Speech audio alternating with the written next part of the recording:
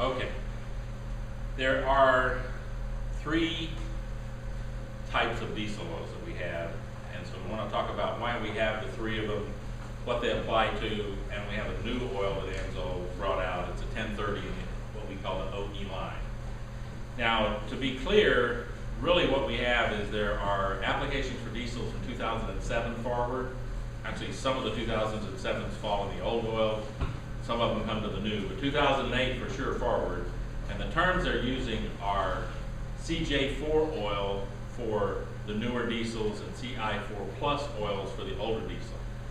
Now, those two oil designations or classifications are addressing the change in diesel technology. Diesel technology in 2007, mid-year, going into 2008, developed what would be considered an improved exhaust system for cleaning up emissions. They put a diesel particulate filter in the exhaust, and then they put an enhanced EGR system on these diesels so that they are controlling the temperature, the combustion temperature, better than they were before in order to reduce nitrous oxides based on the temperature in the cylinder. So this is the technology that moved forward, and in doing so, what happens is you are now packing the oil full of soot with the exhaust gas recirculation. Up to 35% of the exhaust can be recirculated back into the intake, and what that does is that just takes the soot from the exhaust and pumps it back in and increases the soot level picked up by the oil, which is lubricating that cylinder as it's coming down, picking up the soot on the sides of the cylinder. So we end up needing an oil that has a higher soot loading capability. So CJ4 is designed to handle enhanced soot loading. Also, the decision was made in the CJ4 oils to reduce the zinc and phosphorus to protect the catalytic converter that was being installed now on diesels. Okay, so you have a particulate filter, a catalytic converter, and exhaust gas recirculation. All of those three things. So the oil had to be, in a sense, reduced in its anti-wear package, the zinc and phosphorus, to protect from carryover into the catalytic converter. The diesel particulate filter, which is on the end, can only hold so much particulate before it starts restricting exhaust flow, and you have to clean it. Well, the cleaning method is to flush some amount of diesel vapor into it, causing it to light off like a big Roman candle and burn all that carbon out. It's called a regeneration cycle, and be clean to go. Well, there's two ways they do that, and a lot of this is reviewed from some of you, but I'll keep going over it. The way that they do it is either to put an injector into the DPF and inject fuel directly from the fuel system in a high pressure mist that would go in and burn that thing right out. But that costs money, and that costs repiping, and that causes the computer to have to know when to do it and all that. So one of the things they decided to do that would be easier is on the exhaust stroke in the engine, have the injector throw some fuel in, and the exhaust will kick it out, and it'll head down the pipe and get to that particulate filter and burn it out just like it's supposed to.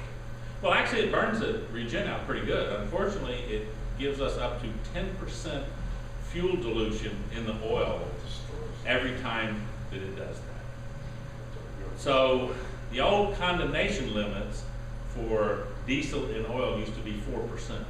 When you had 4% by all the books, you had to dump your diesel and check to find out what bad injector you had that was contaminating your oil.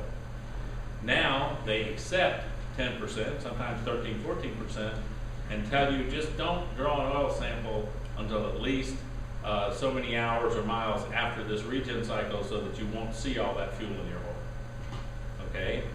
And so there's a lot of folks, like Marty was saying, that have removed those systems.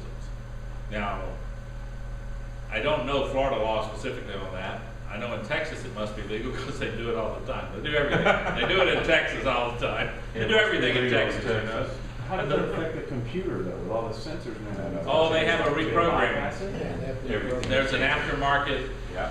reprogramming chip that you put in and resets Pop the the chip computer in, to take off the DPF, and actually away you go. do away with all of that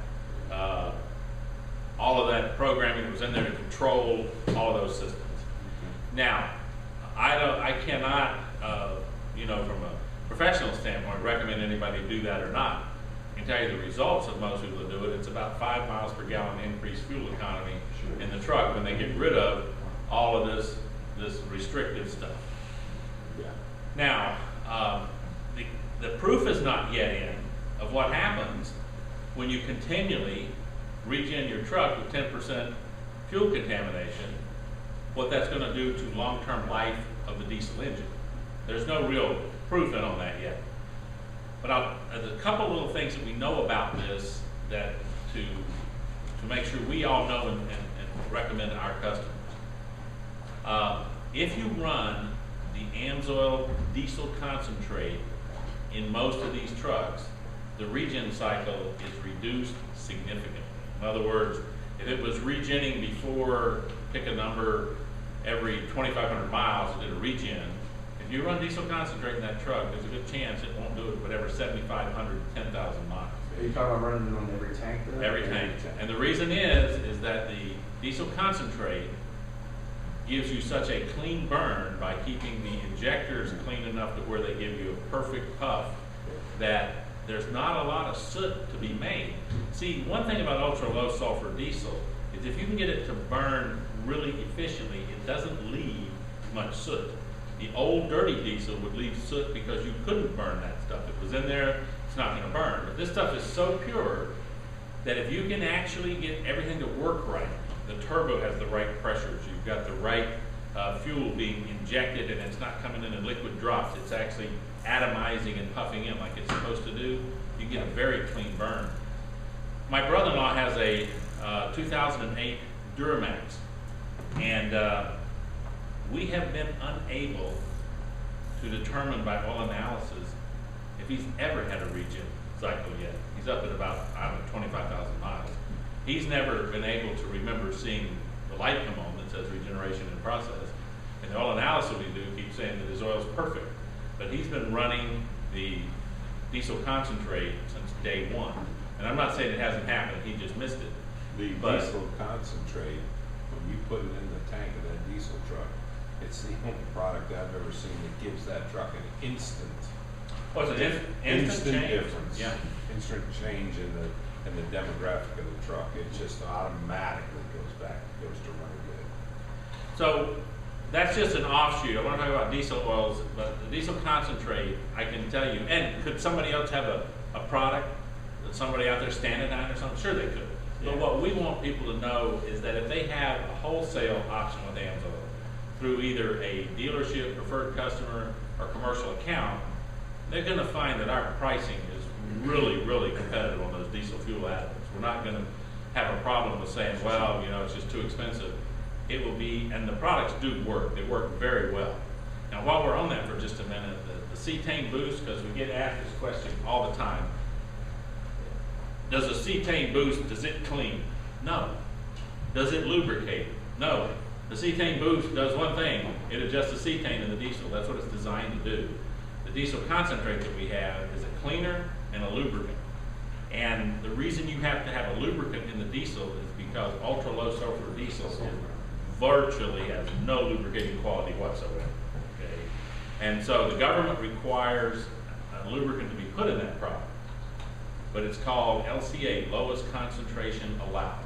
And it's not very much. So the point is, you're not going to go out and drive one of these diesels and see your 30,000 miles, your fuel pump's worn out on your injectors, and you got to go in there. You're not going to see that. But be aware of the fact that a good diesel engine can go 600, 650, 700,000 miles without a fuel pump or an injector problem. They don't wear out if they're lubricated. But if you don't lubricate them, 250, 280,000 miles, you got to change them out. So it depends upon your perspective. If I'm going to buy a diesel, one of the reasons I usually get one is because they have long endurance, long lasting engines. They're good trucks from that standpoint. Most diesel engines are expected to last about twice as long as the average gasoline engine. But you can defeat that by running ultra low sulfur diesel and not having some type of lubricant in it. It will just prematurely wear out because the diesel does not provide the lubricant quality that the old diesel did. You mentioned, Gene, sulfur. Yes. What it really is, sulfur is, in the chemical term, Chuck, it's called a precursor to the molecule that actually lubricates, is what they say. The sulfur doesn't do it itself, but it forms a compound that actually lubricates. So without the sulfur being there, it can't form the compound, so there's no lubricant. So it doesn't matter either to say the sulfur is gone and it doesn't lubricate, or you can say the sulfur is gone and it doesn't form the compound. Either way, there's no lubricant going in that diesel, so you start to wear out those moving parts in the fuel system, okay? So we just wanted to touch again on those systems that are in the diesels, and then come back to talk about our three types of diesel oil. We have the original AMSOIL 1540 heavy-duty diesel and marine engine oil, okay? We'll get to the OE in just a second. That's a flagship oil. We've had it for years. It's a CI4 plus oil. It is not a CJ4 oil. And so any of you out there that gets us on YouTube, you look at it, please don't try to use the CI4 plus oils in a CJ4 application.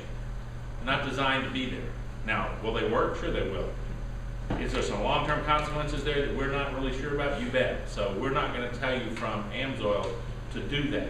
Now, if some old AMSOIL dealer comes in and says, I've been running that CI4 in my new pickup truck for 385,000 miles, maybe take a look and see what's going on, but it's not recommended. Not recommended. Now, the CJ4 oils can be run in the older diesels. However, from all of the AMSOIL dealers like myself, we would tell you that if your truck can use CI4 plus diesel oil, use it, because it's a more robust additive package in that oil. It's got great extended drains associated with it, and your truck was designed to run on that. Just stick with it. That's why AMSOIL's continued to make the CI4 plus oils, and they didn't take everything to the CJ4 rating and abandon the CI4 plus, because it's an excellent oil for the engines it's designed to be in. That do not have diesel particulate filters. That's really the no-go on this. If your truck has a DPF, you ought to run CJ4. If it doesn't have a DPF, diesel particulate filter, stick with the CI4 plus and you'll be a happy camper. That's the way it should work. Now, when we get to the CJ4 oils, if you run the CJ4 oil in a pickup that does not have a diesel particulate filter, the older truck, then you can run it 3 times the normal train. It's not going to have any trouble doing it. It'll be fine. So if that's the question. Now, but you come to the CJ4 application, and here we've got a bit of a problem. AMSOIL's telling you straight up that with up to 10% fuel contamination in every regeneration cycle, you need to change this oil at the longest drain interval authorized by the manufacturer. If that's 7,500 miles, change it to 7,500 miles. Longest drain interval recommended by the manufacturers. Now, in my experience for the last year in sales and talking to these different people that run these things, I'm finding that a lot of fleet operators that are using CJ4 oils are changing their oils at 4,000 or 5,000 miles. The tow guys, Marty, we talked to, none of them guys trusted going anything with these DPSs up past about 5,000 miles. That was it. They're not going any further. Okay. You can safely run the AMSOIL CJ4 oils for the 7,500 or 8,000 miles without any concern. Okay. So when you're in a situation where you're talking with a fleet guy and he's changing his oil over 4,000 miles, I mean, well, why don't you just double that to 8,000 and run the AMSOIL? Now that's what brings me to this oil. This OE oil will do that also. This OE diesel oil will run the 8,000 miles just as well as the what we call original AMSOIL DEO and DME, which are our super duper best diesel oils we make. So here's the point. If the concern of the customer is price, this OE oil at 8,000 mile intervals in a CJ4 diesel is unbeatable. You can't, the price comparisons just won't be there because most of the CJ4 oils that you have to buy for these trucks now, it's not cheap. This oil is going to run on average about 25% more on the retail cost than the better petroleum diesel is. And yet I guarantee you it'll go about twice the length of what those oils are going. So it's a very good oil. It's a good oil for us, AMSOIL guys, to look at talking to fleets about. It's designed to give us the ability to address these shorter drain intervals associated with these, messed up exhaust systems on all these trucks, okay? Now, here's something that you need to ask when you're talking to a diesel customer. This is what you should ask. If it's a 2008 truck or later, you need to ask the question directly. Does your truck have a diesel particulate filter? And if he says, yes, it does, then you know where you're going. The guy goes, no, I don't have one of those. Oh, did you take it out? Yes, I have a straight pipe. Okay. My point is that a lot of guys aren't sure about when you start talking about regenerate, does your truck regenerate? And they go, what are you talking about? Well, the question is, do you have a diesel particulate filter? And if you do, you got the new truck, it takes CJ4 oil. Now, you have to start asking about 2011 or 12. Do you have a diesel particulate filter, and can you tell me if your truck has through the engine regeneration or direct injected into the diesel particulate filter? Because if it goes direct into the diesel particulate filter with our, what we call original AMSOIL diesel oils that are CJ4, you can go 3 times the normal drain in that truck, right there. Doesn't matter about the other things. What matters is, does it run diesel through the engine?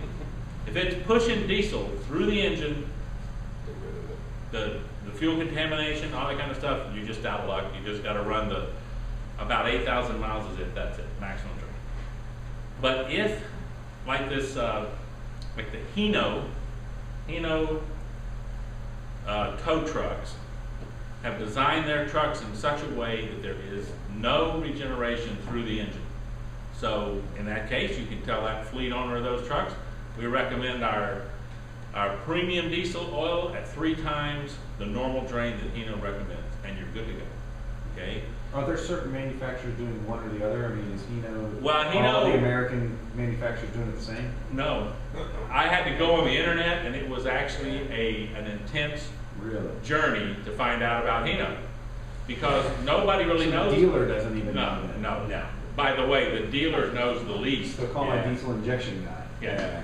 The dealer usually knows the least, to tell you the truth. When it comes to diesels, they don't seem to know much at all. It took me 3 months to get a automobile dealer to tell me that one of the 3 new pickup trucks for 13 is going to have a 9th injector. Yeah, that's the Duramax. No, it's coming in all 3 of them now. Oh, they're going to do it now. See, Chevy led with the saying, look, we're not going to do this through the engine anymore. We're going to put this extra injector in. Yep. And I said that when they did that, it would be just bang, quick, that the Cummins and the Ford Power Stroke would follow suit, because once it's exposed that this was not the best idea around, and one of the main manufacturers has changed, I think it's going to go, uh-oh, we better get on that bandwagon.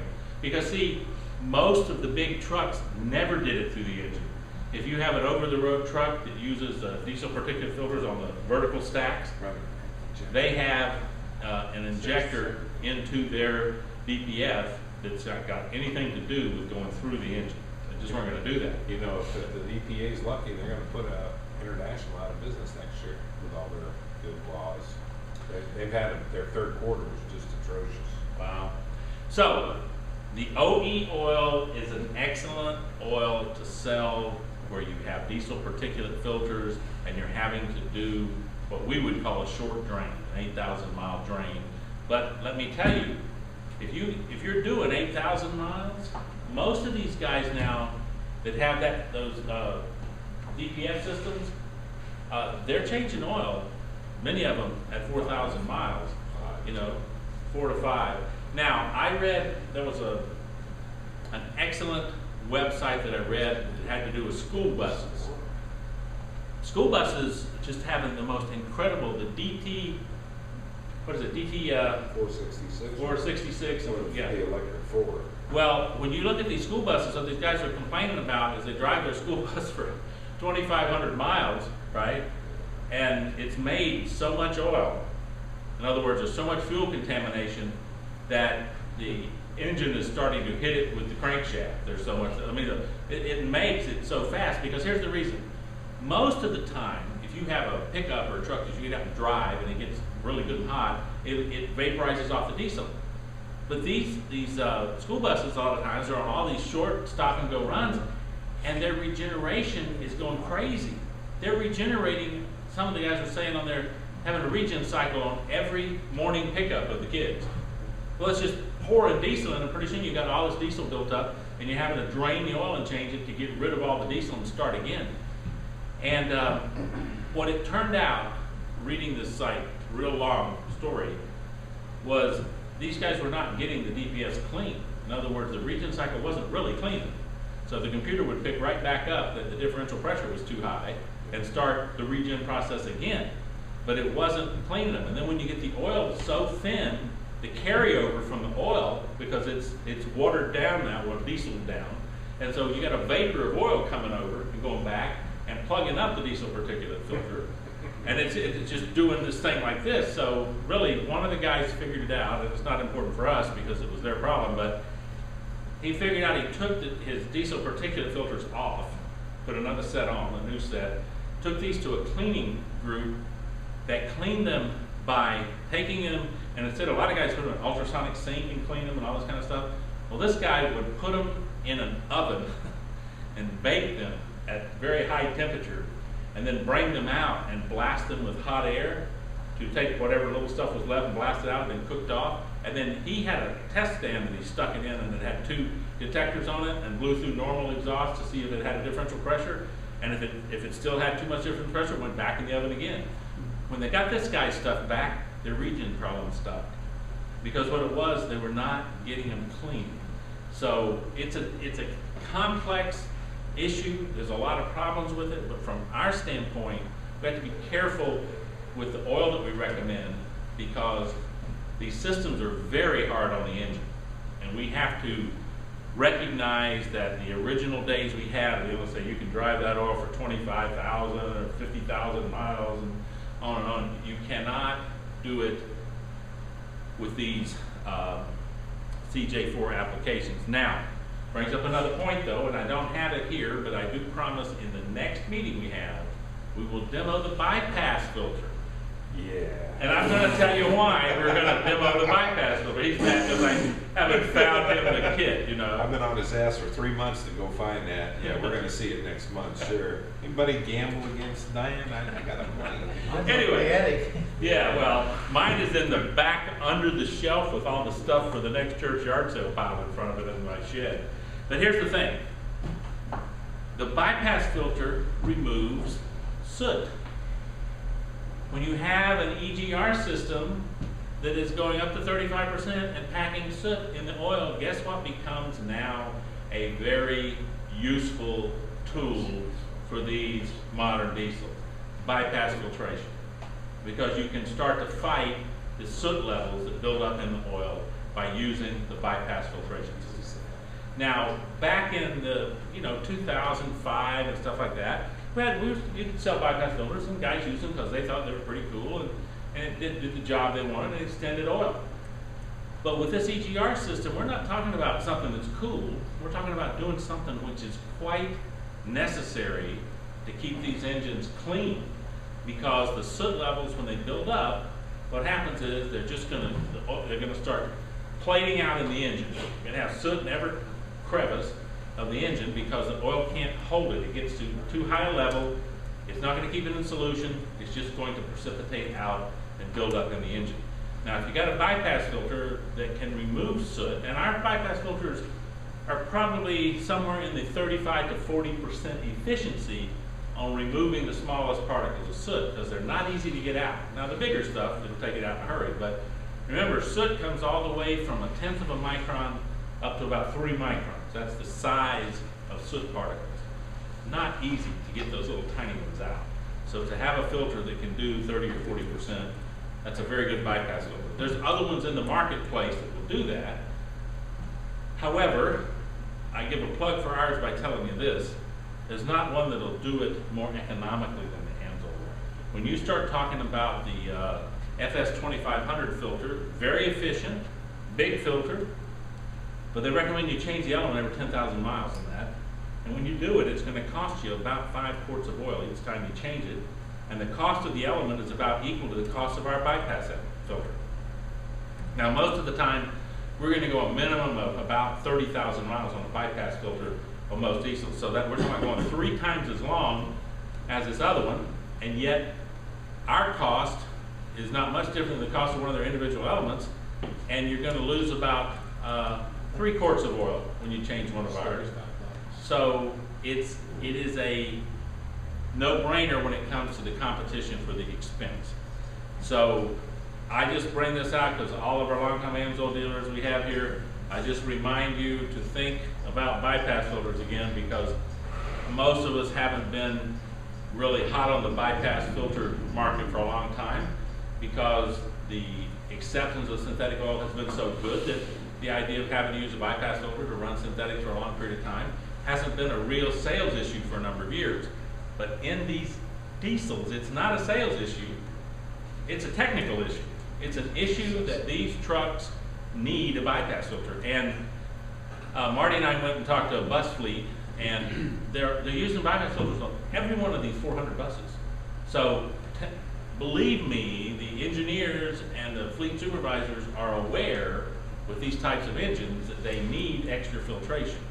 So it's not that we would be saying to the owner of a pickup or a truck, why don't you put this really neat thing we've got called a bypass filter on? We might even get you one that's chrome since it really looks good or something. No, what we're saying is, hey, you have an engine that recirculates exhaust gases. It's a diesel, and it's full of soot, and that soot gets packed into your oil.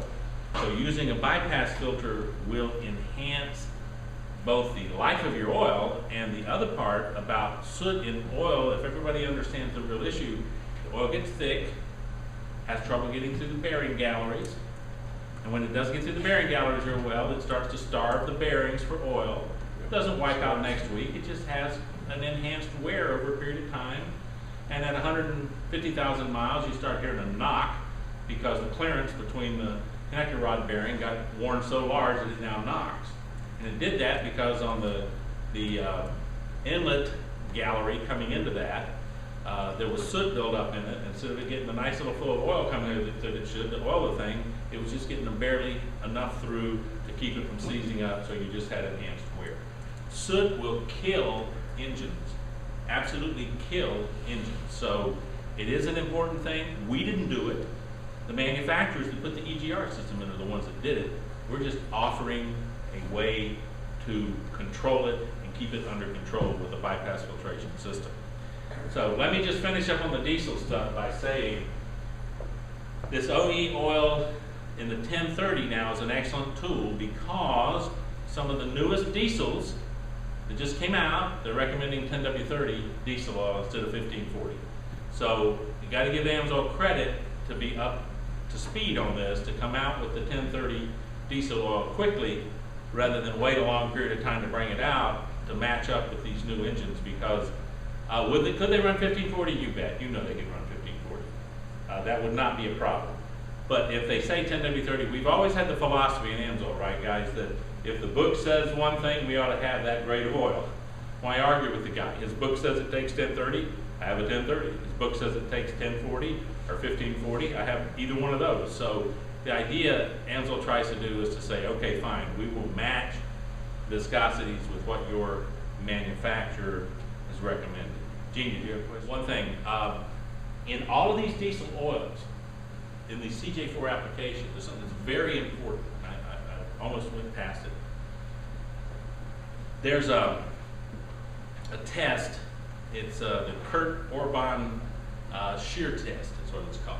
Okay, now, it doesn't matter what its name is or what it's called. The important point is, when you mix diesel in oils and you run them through what's called a shear test. Now, shearing in oil means that the very structure in the oil, which is actually viscosity improvers, these viscosity improvers in an oil, they are polymers in the oil, designed specifically to allow the oil to have a multi-weight.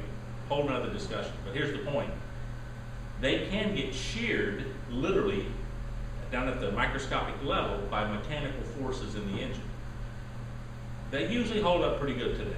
We don't have a lot of problem. But the problem turns out that when you soak the diesel and those polymers are soaked in the diesel because you get 10% of it in the oil, all kind of things change. Now the results of the testing show that without a doubt, 4% fuel contamination, almost universally, every petroleum diesel oil out there shears below the 40 weight level. So you no longer have a 40 weight oil in your engine. You got a 30 weight oil because it's sheared down. Okay? In that test, which I'll make a note to myself to go over that in detail in another meeting so that we can talk about it, but in that test, the shear stability of AMSOIL is tremendous. You run it through the 2% and the 4% testing, and then there's one more, maybe it's at 6%. But anyway, at the different levels of testing, and AMSOIL is the only one left out of all of them, including the synthetics, that's sitting just above the 40 weight level in this shear test. So it's an incredibly well-constructed, shear stable oil. And when you're talking about this regeneration problem, one of the things it does with this fuel contamination is it creates a high shear condition for the oil. So what happens when you've got an engine that you thought you were running a 40 weight oil in and you get down into the 30s and you get some pretty high operating temperatures and heavy load? You have enhanced wear. So the point is to protect the engine, spend the money. So when you put one of these superior diesel synthetics in and it costs you no more to run it because you can run it 8,000 miles instead of 4, 5, or 6, and it only costs about 25% more than a high quality petroleum, it's a no-brainer decision. I have a shear stable oil. It's designed to handle the soot levels. It's an excellent synthetic. I'm good to go. The price is right. I'll protect my equipment. So I encourage you to be thinking today, all the time, in how to sell the quality of these products, not just the price, because many guys now are making all kinds of what I call faux pas synthetics and all kinds of stuff, and they're getting away with using the name. So we got to go back to telling people, just because I take a trailer tire and paint on the side of it Michelin, doesn't make it a Michelin, okay? Do a little due diligence, buy good products, protect your equipment. Latest statistics, by the way, show that Americans now may start to look like Europeans as far as keeping cars. We just passed the 9-year average.